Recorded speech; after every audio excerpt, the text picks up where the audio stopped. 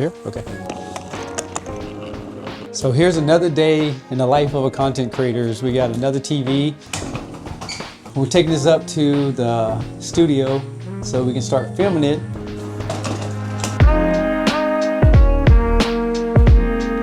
So I know your time is very important, so let's get right into the unboxing so we can see what comes with it. We can set it up and we can go ahead and do some tests and see how well it performs. Now keep in mind, this is a 65-inch that I received, but they do make it in a 55, 65, 75, and an 85-inch. And like I said in my last video, 85-inch TVs are still large, but after going to CES and seeing those TVs that are 115 inches, I'm not sure how everything's going to pan out in the future, or we're going to have all these massive TVs in our homes.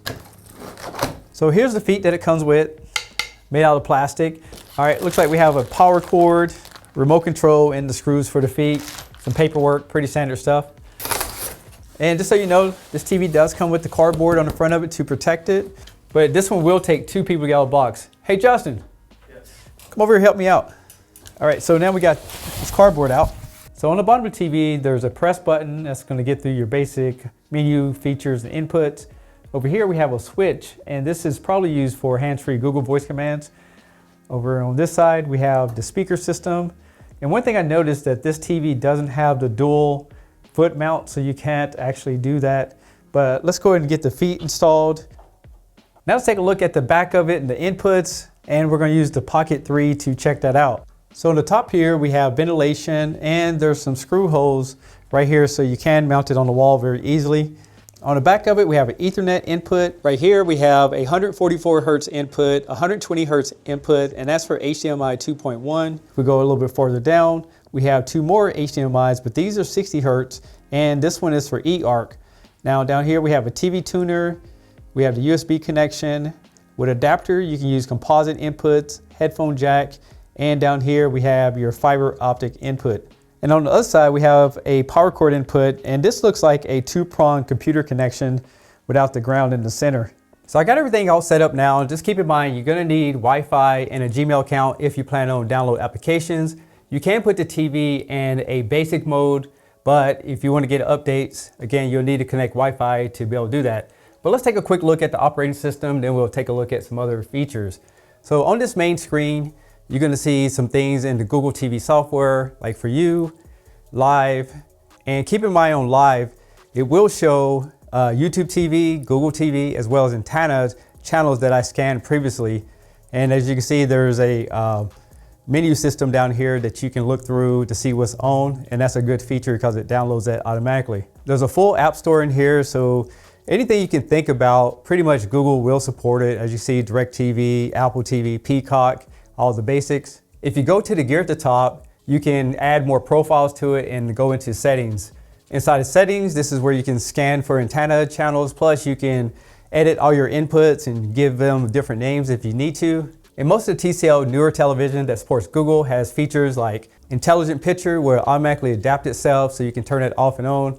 And that includes readjusting the picture for SDR and Dolby Vision content. And an intelligent sound, you can set it up to automatically adjust itself for the audio so you don't have to change anything. But for those who are a little bit more advanced, you can go into the picture settings and you can modify anything that you like. For example, we have picture modes, brightness, your color saturation, and if you go into advanced settings, you get features like clarity, so you can add sharpness and digital noise filters. And this is where you can go in and adjust the motion. On my last video, I reviewed the Q6, so this has a few more features in it that TV didn't have. And this includes clear motion, that's not in the other TV, and blur reduction, so that's gonna help with fast moving pictures. And it has one other feature, which is dynamic accelerator, and this increased the screen refresh rate. And that's gonna be great for gamers that if you wanna get the best picture quality and you're gaming, you definitely wanna turn that on. But let's check a few other features just to see if it supports it. So over here we have your apps, you have your system, and under About, this one is powered by Android 11. If we go down to storage, this TV has 24 gigabytes of built-in internal memory. Of course, you have the ambient mode, which is your screensavers. You can cache your phone over to it. It will support Apple AirPlay and Apple HomeKit for your iPhone users out there. But the last thing I was looking for to see if it supported Amazon, And according to what I see right now, it's not going to have the Amazon Alexa support, but you might be able to use the Amazon skill by creating a TCL account and then using the skill inside of the Alexa app to do some of the basic features. So picture quality is the main thing you would look for, and I switched over to Apple TV, and the main reason, I already have my demo set up on it, and it does give you a really good picture. But if we go into the settings, this is what I'm going to show you. Under audio video, you can see that there's SDR mode, but when we click on that, this TV will support Dolby Vision, HDR10 Plus, and SDR content, so you get a television that supports even what Samsung puts out. Now this TV will support not only the Dolby Vision, but it will support Dolby Vision IQ, HLG, and again, HDR10, HDR10 Plus. But let's go ahead and pull up a movie and see what it looks like on Disney Plus. I'll go and kill the light so you can see it a little bit better. So overall, I think this TV has a good picture. I mean, you have so many different settings that you can go in here. On the bars on the bottom, I can just see a slight bit of light bleed on there, but it's not really that bad. Plus, there's some black level settings I'll show you in just a minute. Now, if I pause this and go into the TV menu, there's a lot of options here for picture quality. So right now it's in movie mode, but we can switch over to what they call Smart HDR, and you can see that it gets much, much brighter, so you can see all those details. And a lot of people don't like watching it this way, but you can. Now in sports mode, it's going to make sure everything is a lot smoother, especially the motion. You have a PC mode, it's going to be easier on your eyes. Vivid mode, which a lot of people don't tend to use, and low power mode. Now, as I showed you before, you do have that intelligent settings if you want everything to be automated, but most people want to go here and adjust it themselves. Now, while we're in here, I want to show you the advanced settings. So this is where you can manually control those black levels that I was talking about. So you can increase the black levels or you can lower it down to control those dimming zones. And this TV has 200 local dimming zones. There's also dynamic contrast, so you can go here and play with this. So you can make it a little bit brighter or stay a lot deeper. Then here at the bottom, if you have the right equipment, you can also do calibration where you can go in here and adjust all these levels. But I recommend you don't even play with these features unless you have the proper equipment, because you can really mess up the color spaces on it. Now we're going to try out the Dolby Vision so I can show you those screen settings. And on Apple TV, you just go ahead and enable it to make sure the TV can handle it. So let's go ahead and hit on enable. You'll get this screen right here. And one thing you'll notice here at the top, it will show Dolby Vision, so you can tell that the TV is ready for it. But another thing you definitely want to do, so it's not on Dolby Vision on everything you watch, is you would go into the settings and match dynamic range and frame rate. And again, that's what Apple TV, if you ever decide to get one, it's going to make your TV look a little bit better than some of the other streaming services. So now we got that all set up. Let's kill the lights again and go back into the demo that we was using. So here's the scene we was looking at a minute ago, but if you notice, now we have a different set of options. So we have what they call Dolby Vision IQ. And this takes AI technology to try to give you the best picture quality, so you don't even have to think about it. And then we have Dolby Vision brightness, which I can't really tell the difference. And then we have darkness that, again, increases those dark levels. And you'll have to kind of play with this and see what works best for you. Now for me, I think this is going to be a great TV for watching movies as well as gaming. And just for the average person, I think they'll be very satisfied with it. And here's a few demos for you to check out. And again, these black levels on this TV are really good, considering that this is not a really expensive television in comparison to like some of the mini LEDs or OLEDs. But as you can see, you're going to get some really good black levels out of it and some vibrant colors. So this is becoming a really good buy, especially for someone who's just getting started and want to put a decent TV in their living room or family room. And I really feel that overall you're going to be very happy with this QM7 as long as you put a good signal to it, not like antennas or anything like that. Now switching to gaming, I turned on the Xbox Series X. Currently I have an HDMI 2.1 cable connected to it, and this is some things that you can get. First of all, this TV is 4K and it will support a native 120 Hertz.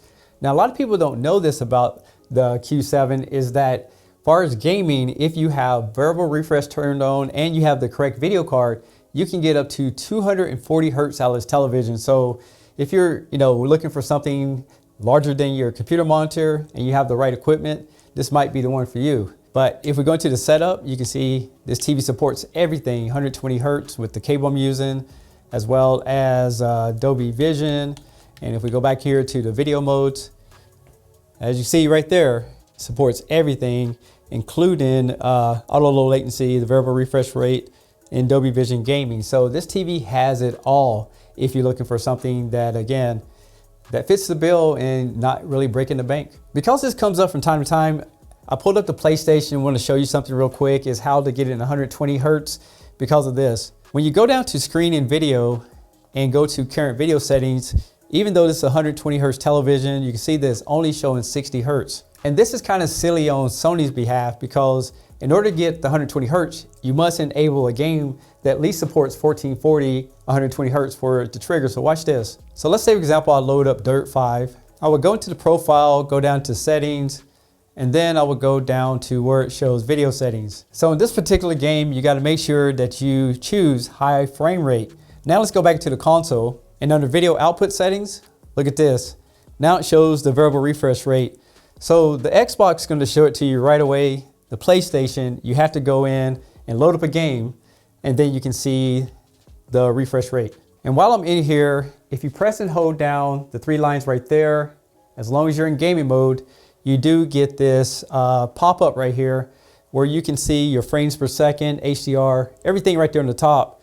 And here at the bottom, you can do screenshots of the image, plus you have all these different game profile modes. You have shadow enhance, and you get that crosshair in the center right there. And inside the menu, you can go in and tweak it a little bit more. And this TV does support HGIG, which is basically like filmmakers modes for movies. This is for games. So it will set up the TV to give you the best experience, just like they intended when they actually built the game. Hopefully TCL sees this. This is the way they spell Dolby inside of this menu, D-O-B-L-Y.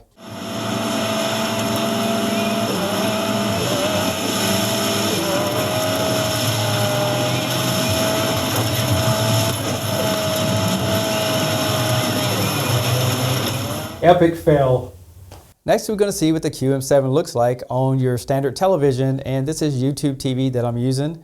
And to me, it looks like the motion is very smooth and fluent.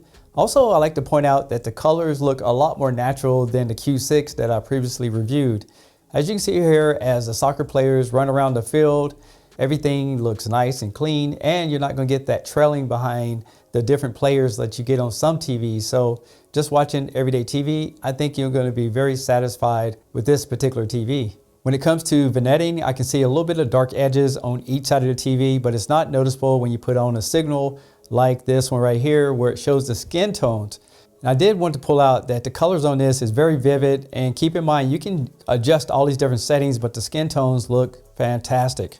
And since this TV has 480 Hertz of motion, you can see how smooth it is playing these different scenes. And keep in mind, not only from the factory that the motion looks good, but you can also go into those settings that I showed you, and you can pretty much adjust everything like the judder, as well as some other settings in here to make it smooth as possible on your favorite sports or your movies. And when it comes to blooming, I don't think you're gonna have any worries as far as that goes, because it does have direct LEDs with full array local dimming. So that really helps out the different zones in the television to achieve that better contrast.